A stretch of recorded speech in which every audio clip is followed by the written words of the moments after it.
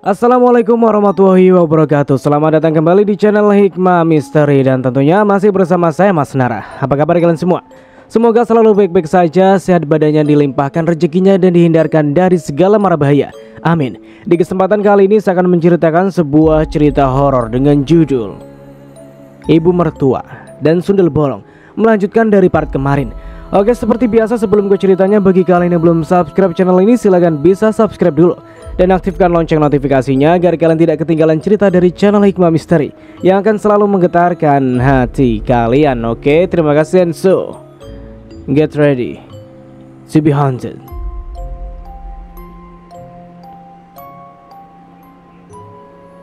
Tiba-tiba terdengar suara seseorang yang tampak menertawakan obrolan kami, hingga membuat ibu mertua terkejut dan berlari ke arah dapur. Aku segera mengejarnya. Kali ini ia tampak sangat berani, padahal biasanya ia sering merasa ketakutan. Kulihat ibu mertua menaburkan garam di sekitar halaman belakang, di semua pintu dan di jendela. Entah apa maksud dari semua yang ia lakukan. Saat malam tiba, terdengar suara ricuh di depan rumah. Aku dan suami yang tengah mengobrol di ruang tengah langsung keluar untuk melihat apa yang terjadi. Kulihat seorang wanita seusiaku tengah menangis terseduh-seduh, ditemani beberapa warga lainnya. "Ada apa ini?" tanya suamiku. "Bayi saya hilang," sahutnya dengan mata sembab. "Kok bisa?" tanya kami serentak. "Tadi bayi saya sendirian di kamar, sedangkan saya mencuci piring di dapur. Sementara suami saya ke warung untuk membeli obat nyamuk. Lalu tiba-tiba terdengar suara tangis bayi saya. Lalu ketika saya masuk, bayi itu sudah hilang disertai jendela yang tiba-tiba terbuka," sahutnya dengan wajah pilu. Tiba-tiba terdengar suara bayi, hingga kami semua terdiam mencoba mendengarkan dari mana arah suara bayi tersebut. Suara bayinya terdengar dari rumah kosong. Aku berseru sambil menuju ke rumah milik orang Belanda yang telah lama terbengkalai. Kami semua langsung berlari ke arah suara bayi yang terdengar dari sumur tua belakang rumah kosong. "Hana, kamu ngapain ke sana?" teriak ibu mertua dari arah pintu. Sejak dari kampung temannya tempo hari, ia memiliki pantangan untuk keluar rumah setelah maghrib. Maka saat kami semua penasaran dengan hilangnya bayi tetangga, ia memilih diam di rumah menjaga anak-anakku. Aku yang sebenarnya penakut, tetapi memiliki jiwa kepo akut, merasa tertantang untuk ikut bersama dengan warga berjalan menyusuri halaman samping rumah kosong yang telah lama terbengkalai, menuju halaman belakang rumah itu. Tiba-tiba terdengar suara tangis bayi. Terdengar lebih nyaring, tetapi kali ini arah suaranya dari pohon rambutan samping sumur tua itu. Seketika bulu kuduku terasa meremang. Aku langsung mencengkram tangan suamiku yang tengah menyorotkan senter ke sekeliling sumur tua. "Wah!" Seorang lelaki yang merupakan suami dari wanita yang kehilangan bayinya itu langsung berteriak dengan sekuat tenaga saat menyorotkan senter ke arah dahan pohon rambutan. "Astagfirullah!" Aku turut berteriak sambil menutup mata saat kulihat sosok wanita berambut panjang mengenakan gaun putih panjang tengah duduk di dahan pohon rambutan sambil menggendong bayi yang baru beberapa bulan. "Astagfirullah, itu bayi saya!" teriak ibu si bayi sambil menangis histeris. Semua orang tampak panik dan merasa serba salah. Di situ kami tak sanggup melihat sosok wanita menyeramkan yang terus melototi ke arah kami. Di sisi lain, kami juga tak bisa membiarkan bayi itu terus berada dalam cengkramanya.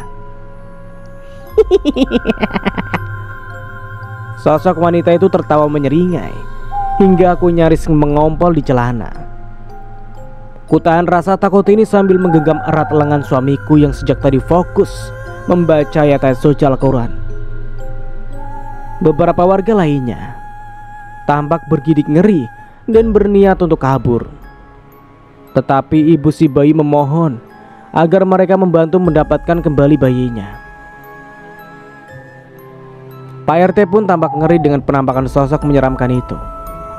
Tetapi ia mencoba menahan rasa takutnya, lalu mengajak semua orang untuk berdoa bersama dan membaca ayat kursi juga ayat-ayat suci Al-Quran yang dihafal. Tiba-tiba sosok wanita menyeramkan itu menjatuhkan bayi dalam genggamannya, hingga kami semua terkesiap dan berteriak histeris. Suamiku juga bapak-bapak lainnya langsung melompat meraih bayi itu. Alhamdulillah mereka semua berhasil meraihnya. Sosok menyeramkan itu langsung terbang, hingga kami semua langsung bergidik ngeri dan lari terbirit-birit dari tempat itu. Rasa takut menyelimuti seluruh jiwa dan pikiranku. Walaupun sosok itu telah terbang dan menghilang, kami semua langsung berlari terbirit-birit. Bahkan ada warga yang terjerembab ke semak karena ketakutan. Lalu ada juga yang menabrak pagar seolah hilang kendali. Ada juga seorang wanita yang langsung pingsan saat keluar dari area rumah kosong itu. Setelah melihat sosok wanita menyeramkan tadi, jujur saja, kemunculannya membuat kami semua dilanda rasa takut dan jantungan. Pak RT menghimbau orang tua bayi agar segera pulang ditemani beberapa warga. Lalu yang lainnya membantu memboyong warga yang tampak sawan setelah melihat penampakan tadi. Astagfirullah, astagfirullah, ucapku lalu membaca ayat kursi sambil mendorong pintu rumah dengan keras. Walaupun telah berada di rumah, rasa takut itu masih menyelimuti jiwa dan ragaku. Apa yang terjadi? Tanya bapak mertua yang tak turut serta ke sumur tua, karena ibu mertua mencegahnya pergi. Bayi si Esi dicuri sundel bolong ya? Tanya ibu mertua. Aku langsung melotot lalu mengedipkan mata berkali-kali agar ia menarik kata-katanya. Tak mau ucapannya barusan didengar anak-anakku. Tenang saja, anak-anakmu sudah tidur, sahutnya. Suamiku langsung menggendong anak-anak yang berada dalam pangkuan bapak dan ibu mertua, lalu memindahkan mereka ke kamar. Setelah itu aku menceritakan apa yang kulihat tadi padanya dengan suara lirih agar anak-anak tidak mendengarnya. Di rumah kosong itu memang ada sundel bolong, makanya ibu sering ketakutan, ucapnya.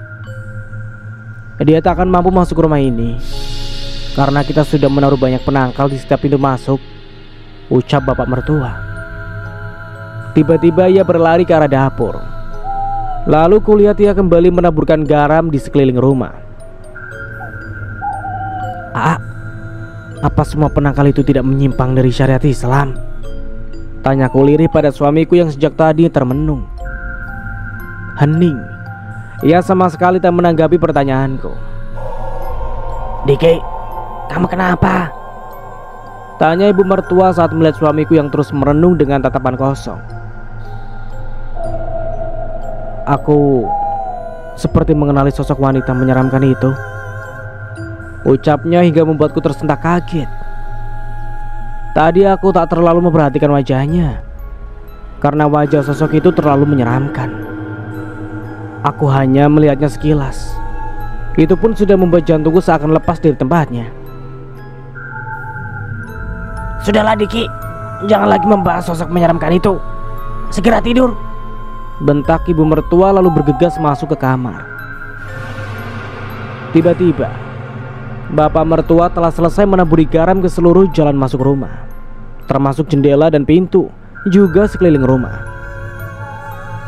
Kalian jangan pernah keluar dari rumah saat malam, apapun yang terjadi, ucapnya sambil mengunci pintu rapat-rapat. Sosok hantu wanita tadi mirip siapa, A? Tanyaku setelah kami di kamar. Dia... Suamiku tampak ragu untuk mengucapkannya. Seketika bulu kuduku kembali meremang saat membahas sosok menyeramkan itu. Tiba-tiba terdengar suara ketukan pintu yang sangat keras. Aku langsung terkejut dan tak berani membukanya karena teringat pesan bapak mertua. Suara pintu semakin digedor dengan keras hingga kami berdua saling bertatapan. Akhirnya suamiku bangkit dari tempat tidur dan berjalan menuju pintu. Ya, karena penasaran, ku ikuti langkahnya. Saat pintu dibuka, tampak seorang lelaki yang mengenakan jaket berbanjin setengah berdiri di depan pintu. "Rudi, akhirnya kamu pulang," ucap suamiku sambil merangkul adiknya yang tak pernah ia lihat selama 2 tahun terakhir. "Ayo, masuk Rud," ajakku sambil melangkah mundur membiarkan ia masuk. Aku langsung mengetuk pintu kamar ibu mertua untuk memberitahukan siapa yang datang. Ibu mertua membuka pintu sambil sesekali menguap. Matanya terbelalak saat melihat kedatangan Rudi. Ia langsung berlari ke arahnya dan memeluk putra bungsunya itu dengan erat. "Akhirnya kamu pulang juga, Nak," ucap ibu mertua sambil berderai air mata. "Syukurlah kalau ibu baik-baik saja," ucap Rudi dengan wajah datar. "Ibu sangat merindukanmu, Nak. Ibu mohon jangan pergi lagi," ucap ibu mertua. Tiba-tiba bapak mertua keluar dari kamar lalu merangkul Rudi dengan penuh haru. "Kemana saja kamu, Nak? Kami sangat merindukanmu," ucap bapak mertua dengan wajah pilu. Wajah Rudi tampak datar, seolah menahan kebencian pada kedua orang tuanya. "Rudi akan kembali pergi," ucapnya hingga membuat kami semua terkesiap. "Ibu mohon, Nak, jangan pergi lagi," ucap ibu mertua memelas lalu berderai air mata. "Tolong jawab yang jujur. Apa yang terjadi pada Sally? Lalu di mana dia sekarang?" tanya Rudi hingga membuat ibu mertua terdiam. "Dia itu selingkuh hingga hamil. Lalu lelaki yang menghamilinya itu membawa dia kabur," ucap ibu mertua. "Bohong. Aku tak percaya pada ibu. Mengapa ibu masih saja berbohong? Padahal aku telah pergi dari rumah selama 2 tahun. Tanyanya dengan wajah geram. "Sudah berapa kali ibu bilang kalau wanita itu kabur bersama lelaki lain?" teriaknya. "Sally gak mungkin seperti itu. Tolong bilang dia kemana, Bu. Aku sudah mencarinya kemana-mana, tapi tak juga aku temukan," ucap Rudi dengan wajah pilu. Ibu mertua tetap bersikeras mengatakan bahwa Sally berselingkuh, bahkan kabur bersama lelaki lain. Aku dan Sally memang tidak dekat karena aku baru sekarang tinggal di rumah ini. Tetapi yang ku tahu, Sally adalah gadis yatim piatu yang sejak kecil ditinggal di panti asuhan. Tiba-tiba aku lihat suamiku membisikkan sesuatu pada Rudi. Entah apa yang ia bisikan, tetapi tiba-tiba Rudi setuju untuk tinggal di rumah ini. Rudi bergegas masuk ke kamarnya yang telah lama kosong walaupun dengan wajah ditekuk. "Kamarmu setiap hari selalu ibu bersihkan," ucap ibu mertua yang tampak membujuk Rudi agar berbaikan dengannya. Rudi tak menanggapi ucapan wanita yang telah melahirkannya itu. Ia malah buru-buru masuk kamar dan mengunci pintu. "Rudi, sampai kapan kamu mendiamkan ibu seperti ini?" teriak ibu mertua sambil berderai air mata. Aku segera mendekatinya, lalu mengelus bahunya dengan lembut. "Biarkan dia istirahat, Bu. Besok Hana coba membujuknya untuk berbaikan dengan ibu," bisikku. "Sudah 2 tahun dia memusuhi ibunya hanya demi wanita itu," ucap ibu mertua sambil menangis terseduh-seduh. "Pelan-pelan kita akan membuatnya kembali menyayangi ibu lagi," bujukku. Lalu bapak mertua membantu menenangkannya dan setelah itu mengajak ibu mertua masuk ke kamar. Keesokan paginya, aku telah menyiapkan sarapan, roti dan susu. Sedangkan bapak mertua meminta pisang goreng dan bakwan, lalu minumnya teh manis. Ibu mertua memilih roti tawar dan susu tawar. Ia tak biasa memakan makanan berminyak seperti suaminya. Rudi, mau sarapan apa biar ibu siapin? Bujuk ibu mertua. Aku mau sarapan jika Teteh Hana yang menyiapkannya, ucap Rudi. Tiba-tiba aku teringat kalau suamiku juga sering bertanya, apakah itu masakanku atau ibunya? Dengan cara berbisik dan tanpa sepengetahuan ibunya, jika ku bilang itu masakanku, maka ia akan langsung memakannya. Ia tak pernah mau memakan makanan atau minuman yang disediakan ibunya. Selalu ada saja alasan untuk menolaknya. Gorengan dan semua makanan ini disiapkan oleh Hana, ucap ibu mertua dengan wajah pilu. Aku benar-benar tak enak hati melihat sikap Rudi padanya. Ibu mertua tampak tertekan, tetapi ia tak berani berbuat apapun. Rudi meraih gorengan setelah tahu bahwa itu masakanku, lalu segera memakannya dengan lahap. Ia juga memintaku membuatkan teh manis. Selera makannya memang sama persis dengan bapak mertua. Semakin lama, kamu semakin berani menyakiti hati ibumu, bentak bapak mertua. Biarkan saja, Pak. Yang penting Rudi mau tinggal di sini lagi, ucap ibu mertua dengan wajah pilu. Rudi tampak fokus memakan pisang goreng juga bakwan sayur buatanku, tanpa memperdulikan ibu yang terus menatapnya dengan tatapan sendu. Rud, kamu kerja apa sekarang? Tanya aku. Masih jadi supplier pakaian ke toko-toko, sautnya santai. Setelah ia menatap kedua anakku yang tengah sarapan roti dan segelas susu. Nama kamu Dennis kan? Tanya Rudi pada anak sulungku. Bocah berusia 6 tahun itu hanya mengangguk karena mulutnya sangat penuh. Kalian sudah lama tinggal di sini? Tanya Rudi sambil menatapku juga suami. Ya, sekitar 3 minggu lebih, sahutku. Tumben ada menantu yang betah tinggal sama ibu, sautnya sambil menoleh ke arah ibunya dengan tatapan tajam. Mau sampai kapan kamu terus bersikap dingin pada ibumu? Tanya bapak. Sampai ibu bilang di mana Sally berada, saut Rudi setengah membentak. Kulihat suamiku buru-buru mengajak anakku untuk segera berangkat ke sekolah, lalu menyuruhku membawa pergi anak bungsu. Ia tambah khawatir kalau Rudi akan kembali bertengkar dengan kedua orang tuanya. Tenang saja, aku tak akan bertengkar dengan ibu kok, saut Rudi sambil kembali melahap pisang gorengnya. Sementara ibu mertuanya diam dan tak berani melawan apapun yang dilakukan Rudi padanya. Beberapa waktu kemudian setelah selesai sarapan, ia bersiap untuk berangkat kerja. Ibu mertua masih menatapnya dengan tatapan sendu. Ia tampak ingin meluapkan rasa rindu dengan memeluk erat tubuh putranya itu. Namun, tampaknya ada sebuah dinding pemisah di antara mereka. Teh Hana, aku berangkat kerja dulu ya, ucap Rudi tanpa berpamitan pada kedua orang tuanya. Aku mengangguk lalu menoleh ke arah ibu mertua yang tampak tengah bersedih. Biarkan saja dia begitu. Lama-lama dia akan bosan karena terus mendiamkan ibu, ucap bapak.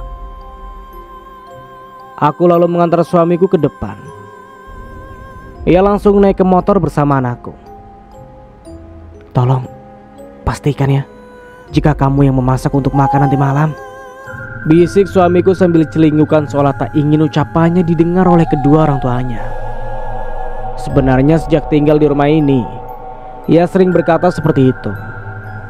Tetapi setiap aku menanyakannya, ia hanya bilang kalau dirinya hanya ingin memakan apa yang kumasak tanpa memberitahukan alasan lain. Setelah itu kulihat suamiku melajukan motornya, diikuti oleh Rudi. Tidak berapa lama kemudian, bapak mertua pun keluar menuju mobil jadul keluaran tahun 2000-an. Hana, ini buat belanja. Seperti biasa kamu saja yang masak, ucap ibu mertua yang tiba-tiba muncul hingga membuatku terkejut.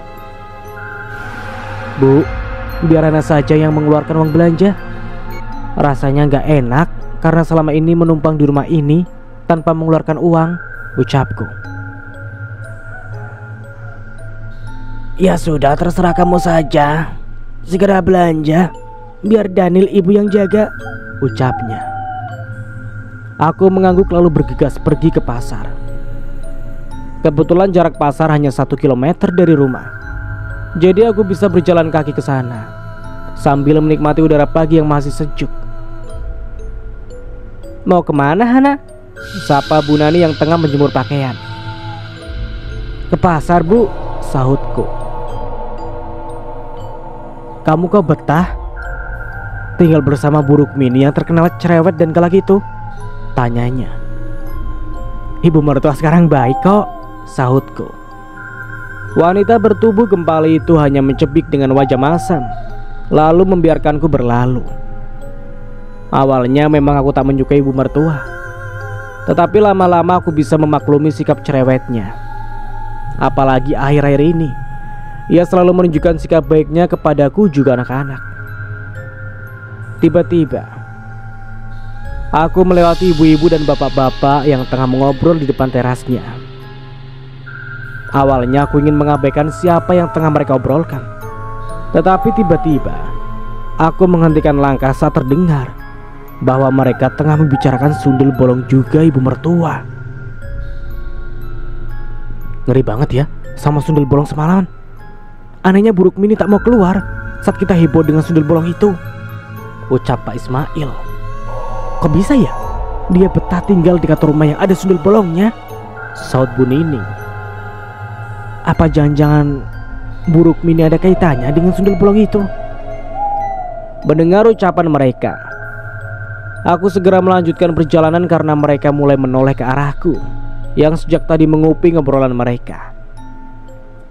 Ucapan mereka membuatku bertanya-tanya tentang ibu mertuaku. Wanita yang telah melahirkan suamiku itu tampaknya menyimpan banyak rahasia besar dalam hidupnya. Setelah mendapat apa yang kubutuhkan, aku segera meninggalkan pasar. Selama di perjalanan pulang, entah mengapa perasaanku tak enak.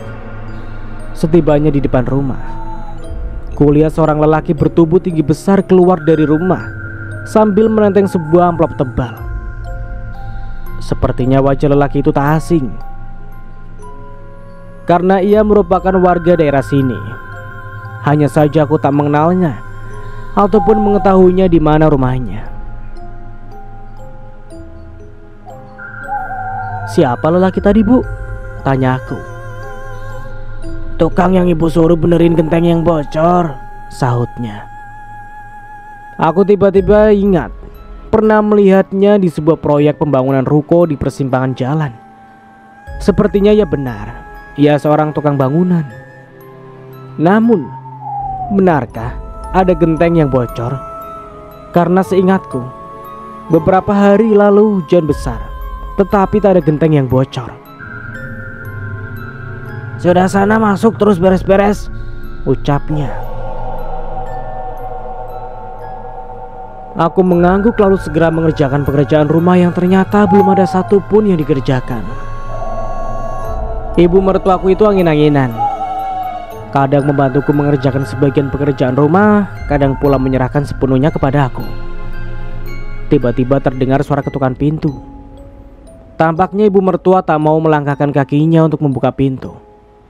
Padahal aku tengah sibuk mencuci piring. Saat pintu kubuka, betapa terkejutnya aku saat melihat Rita beserta kakak ipar dan 2 anaknya. Wanita yang usianya 1 tahun lebih muda dariku itu adalah istri dari Kang Yadi, anak kedua ibu mertua. Kamu ada di sini, Hana? Tanyanya dengan wajah bingung. Aku mengangguk. Mau ngapain kalian kesini? Tanya ibu mertua saat melihat kedatangan mereka. Kok ibu jadi sebegitu sih sama kami? Tanya Kang Yadi. Kalian sendiri mengusir ibu waktu itu, sautnya ketus. Maafkan kami bu, kami salah. Kang Yadi berlutut di kaki ibunya seperti yang dilakukan Teh Imas beberapa waktu yang lalu. Terus ngapain kalian bawa koper segala? Tanya ibu mertua masih dengan wajah masam. Yadi di PHK bu, sedangkan Rita sedang hamil tua. Kami akan sangat membutuhkan biaya. Tolong izinkan kami tinggal di sini, ucapnya.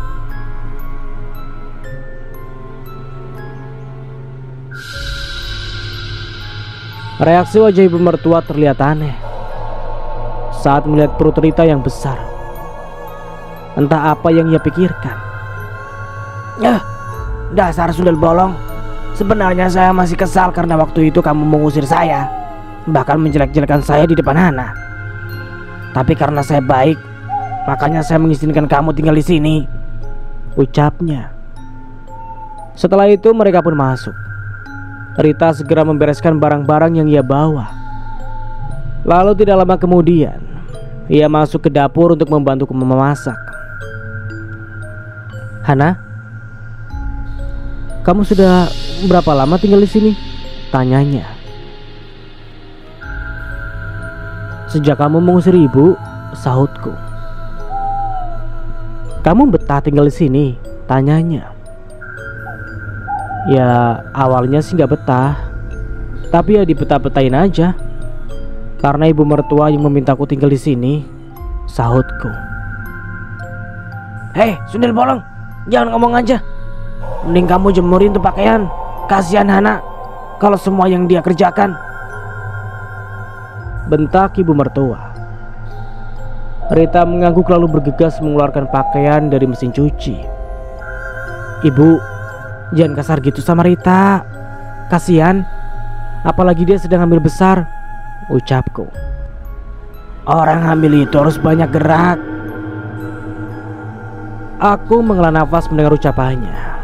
Meski ia telah baik padaku, tetapi sikapnya pada Rita masih tetap julid. Ibu apa-apaan sih? Rita itu lagi hamil tua, jangan disuruh kerja yang berat-berat, ucap Kang Yadi tiba-tiba. Terus kalian mau jadi benalu di rumah ini? Ibu mertua membulatkan mata, seakan hendak menelan Kang Yadi dan istrinya hidup-hidup. Biar Yadi saja yang bantu jemur pakaian. Kang Yadi langsung meraih keranjang pakaian itu, lalu bergegas ke halaman belakang. Hei, sundel bolong, jangan diam saja. Kerjakan apa saja yang kamu bisa, bentak ibu mertua dengan wajah ketus. Rita mengangguk lalu menyiapkan bahan untuk membuatkan sambal terasi. Tiba-tiba aku merasa iba padanya. Di saat hamil seperti itu, harusnya ia mendapatkan ketenangan. Semoga saja ia bisa menjaga kewarasan selama tinggal di rumah ini. Sabar ya Rit, ucapku setelah ibu mertua pergi. Ia mengangguk lalu mulai membuat sambal. Hana, ibu mau menjemput Dennis ke sekolah, ucap ibu mertua. Iya bu, makasih ya, sahutku. Kok ibu jadi baik sama kamu? Tanya Rita setelah ibu mertua pergi. Semoga saja dia juga bisa baik sama kamu dan anak-anakmu. Setelah semuanya matang, aku mempersilakan Rita dan suaminya untuk makan duluan. Karena mereka bilang kalau mereka belum makan sejak pagi. Aku hanya menyuapi anak bungsuku karena masih kenyang.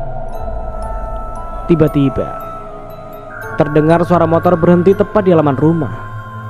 Lalu tidak lama kemudian terdengar suara orang yang tampaknya tengah beradu mulut.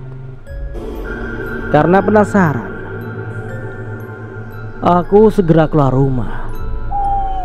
Kulihat ibu mertua tengah bersih tegang bersama Mbak Ratmi dan Mas Gimin. Aku bergegas meraih anakku, lalu menyuruhnya diam di kamar bersama adiknya. Setelah itu, aku kembali keluar untuk melihat apa yang sebenarnya terjadi pada 3 orang itu. Dasar tua bangka, sudah keriput dan bau tanah, masih saja menggoda suami orang, bentak Mbak Ratmi sambil bertolak pinggang. Dasar kuntilanak sundel bolongku yang jurik kasepuan. Kamu jangan nuduh sembarangan ya. Saya nggak sudi sama suamimu yang cuma tukang bakso, ucap ibu mertua setelah mengabsen semua penghuni alam gaib. Terus ngapain suami saya pakai membonceng kamu segala?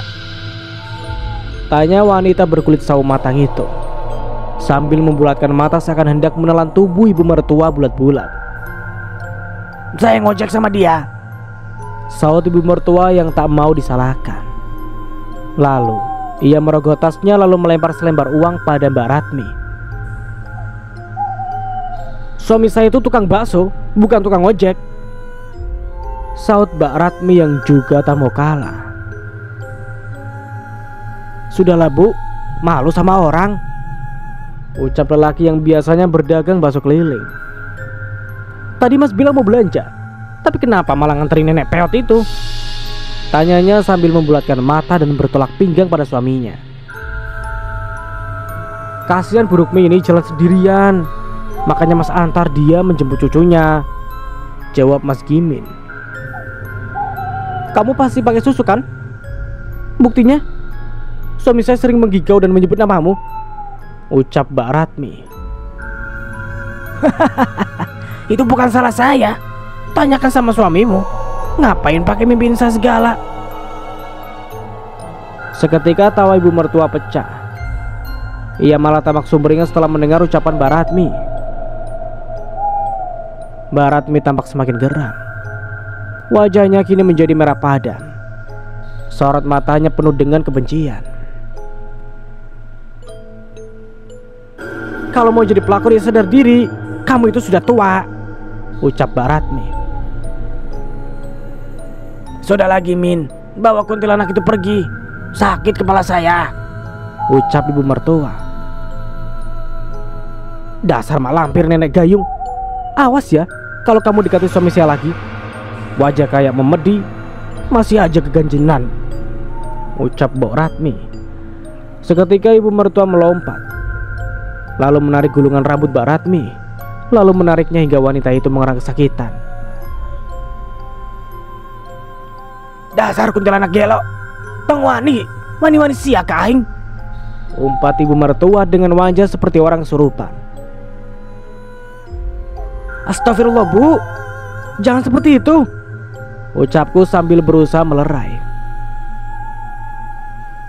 Dasar pelakor tua, sudah ganjen tapi malah gak merasa bersalah. Dasar kamu gila, gak punya etika, teriak Mbak Ratmi, lalu balas menjambak rambut ibu mertua. Aku sangat kewalahan melerai mereka yang tengah dipenuhi emosi dan hendak baku hantam.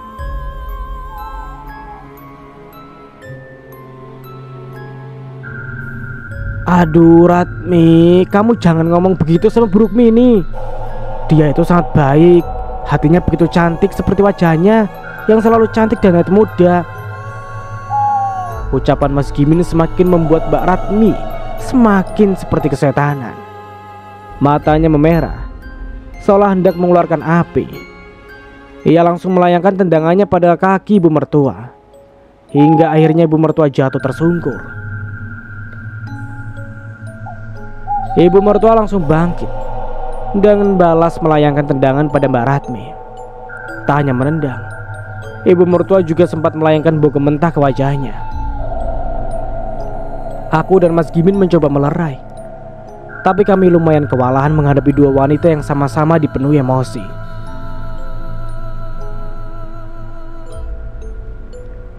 Tiba-tiba Kang Yadi bersama Lina keluar. Mereka langsung memisahkan perkelahian ibunya dan Mbak Ratmi. Kalian ini sudah tua. Ngapain baku hantam kayak anak kecil? Ucap Kang Yadi. Ibumu tuh yang tua, tapi masih saja keganjenan, teriak Mbak Ratmi. Saya nggak level ya keganjenan sama suamimu yang cuma tukang bakso. Dianya saja yang terus mendekati saya, saut ibu mertua. Dasar nenek peot tidak tahu diri, umpat Mbak Ratmi. Dasar juri kerawun, dekil, kulehu. Makanya suamimu berpaling dan lebih menyukai saya yang awet muda, saut ibu mertua tak mau kalah. Sudahlah Bu, malu dilihat orang, ucap Kang Yadi sambil membekap mulut ibunya, lalu membawanya masuk.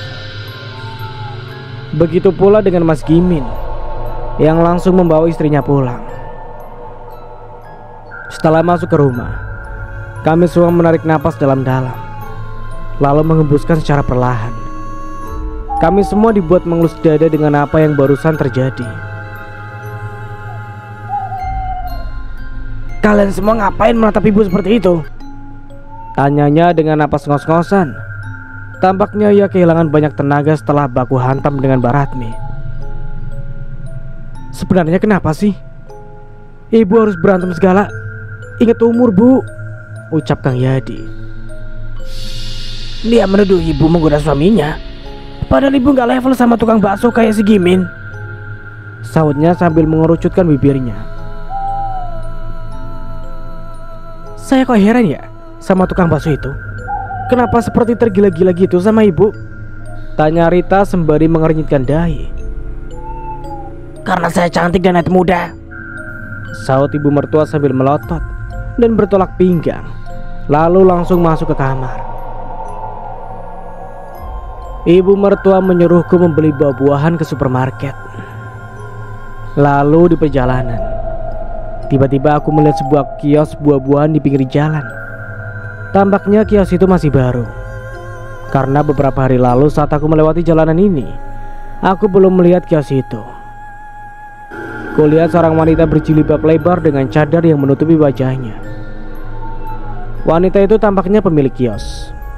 Ia tampak termenung karena tak ada satu orang pun yang masuk ke kios buah tersebut. Aku meminta tukang ojek untuk menghentikan motornya di depan kios itu. "Bang, bisa tunggu sebentar?" tanyaku. "Iya Bu, silakan." Aku masuk ke kios yang menyediakan berbagai buah-buahan yang beraneka ragam dan tampak masih segar-segar. "Ada yang bisa saya bantu?" tanya wanita bercadar itu.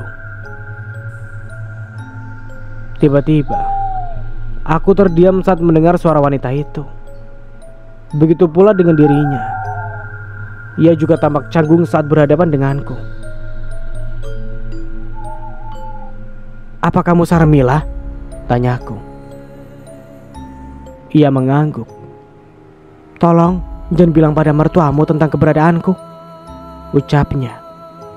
Aku tak bisa melihat mimik wajahnya, tetapi dari kedipannya ia tampak cemas dengan ibu mertuaku. "Aku janji gak akan memberitahunya. Tapi jujur, aku sangat kagum padamu," ucapku. "Kagum kenapa?" tanyanya. "Kamu wanita hebat dan tangguh," sahutku. "Terima kasih Hana. Aku hanya ingin menjadi pribadi yang lebih baik lagi," ucapnya lagi. Aku tersenyum mendengar jawabannya, seraya mendoakan semoga Allah memudahkan kehidupannya. Aku segera memilih semua jenis buah dan memintanya untuk membungkuskan masing-masing 1 kilo. "Alhamdulillah, terima kasih Hana. Dari pagi belum ada yang membeli buah ini," ucapnya. "Sama-sama," sahutku. Setelah membayar sambil ngobrol memberikan dukungan untuknya, aku segera pulang. Di perjalanan, aku membagikan sebagian buah-buahan tadi pada anak-anak yang tengah bermain di sebuah lapangan. Karena ibu mertua aku hanya menyuruhku untuk membeli jeruk, apel, dan pisang, sedangkan yang kubeli lebih dari itu. Mereka tampak sumringah Saat aku membagikan buah anggur dan buah naga, aku juga memberikan sebagian untuk tukang ojek. Banyak amat buah-buahannya, nah? Tanya ibu mertua. Padahal sebagian buah-buahan telah kubagikan. Gak apa-apa bu, Hana juga lagi butuh banyak buah-buahan untuk melancarkan buang air besar, sahutku. Kalau begitu tolong buatkan jus apel untuk ibu. Jus buatanmu sangat enak, ucapnya. Aku mengangguk lalu bergegas ke dapur. Tiba-tiba Rita mengikutiku ke dapur. Ibu mertua tampak sangat baik padamu, ucapnya sambil menatapku dengan tatapan penasaran. Nanti juga dia akan baik padamu, asalkan kamu juga baik padanya, sahutku. Setelah maghrib, bapak mertua suamiku juga Rudi pulang kerja. Mereka tampak terkejut saat melihat Rita dan Kang Yadi. Ngapain kalian di sini? Bukankah kalian tak pernah mau tinggal seatap dengan ibu? Bahkan kalian telah mengusir ibu tempo hari, ucap bapak mertua dengan wajah sinis saat melihat keberadaan Kang Yadi dan Rita. Yadi nganggur pak, makanya Yadi membawa Rita dan anak-anak untuk tinggal di rumah ini, sautnya dengan wajah sendu. Giliran susah saja kalian ingat kami, saut bapak mertua sambil mencebik.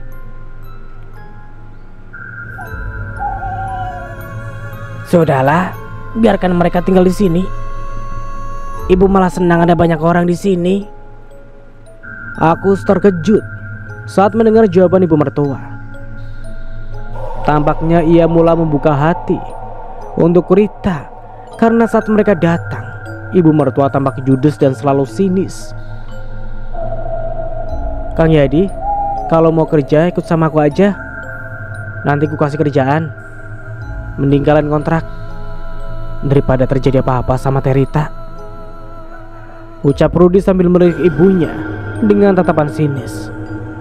Rudi, berhenti bersikap kurang ajar pada ibumu, bentak bapak mertua.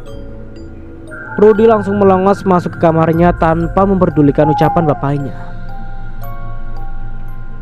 Dulu Rudi adalah satu-satunya anak yang paling nurut pada bapak dan ibu mertua. Ia adalah anak kesayangan di rumah ini. Apapun yang ia inginkan selalu dituruti. Sesalah apapun ia, tak pernah ada yang berani memarahinya. Sebenarnya ia adalah pribadi yang baik dan menyenangkan. Ia juga selalu menuruti apapun yang ibu mertua ucapkan. Namun, sejak istrinya menghilang tanpa jejak, padahal saat itu ia tengah mengandung, sejak itu sikap Rudi berubah kepada orang tuanya, terutama pada ibu. Sudah, ayo kita makan malam. Kasihan Hana sudah masak banyak untuk kita. Ibu mertua tampak lebih sabar dan selalu memaklumi sikap Rudi padanya. Walau ku tahu ada gurat pilu di wajahnya setiap kali menerima kebencian dari Rudi. Rud, ayo makan, ajakku sambil mengetuk pintu kamarnya. Kriet, pintu dibuka. Rudi mengangguk lalu mengikutiku ke meja makan. Ini semua masakan Teh Hana kan? Tanya Rudi. Aku mengangguk. Memangnya kenapa kalau ini masakan ibumu? Kamu sudah tak mau lagi makan masakannya? Bentak bapak mertua. Kalau iya memangnya kenapa? Tanya Rudi. Sudahlah, biarkan saja dia, saut ibu mertua dengan wajah pilu. Pasti menyakitkan saat berada di posisi ibu mertua, harus mendapatkan kebencian dari putra kesayangannya. Sampai saat ini aku masih belum bisa memastikan apa yang ia lakukan pada Sally hingga Rudi sangat membencinya. Gak malu? Sudah numpang gratis tapi terus-menerus menyakiti hati pemilik rumah? Tanya bapak mertua sambil menatap Rudi dengan tatapan tajam. Rudi langsung berdiri Ia tampak berniat meninggalkan meja makan. Rudi, makan ya. Ini semua masakan Hana kok. Kamu jangan lagi pergi dari rumah ini. Terserah kamu mau marah atau membenci ibu, ucap ibu mertua memelas. Dan sampai di sini dulu ceritanya. Nantikan kelanjutan ceritanya di part berikutnya. Dari saya mohon maaf bila ada salah kata atau dalam penyampaian cerita. Akhir kata, wassalamualaikum warahmatullahi wabarakatuh. Sampai jumpa di video berikutnya.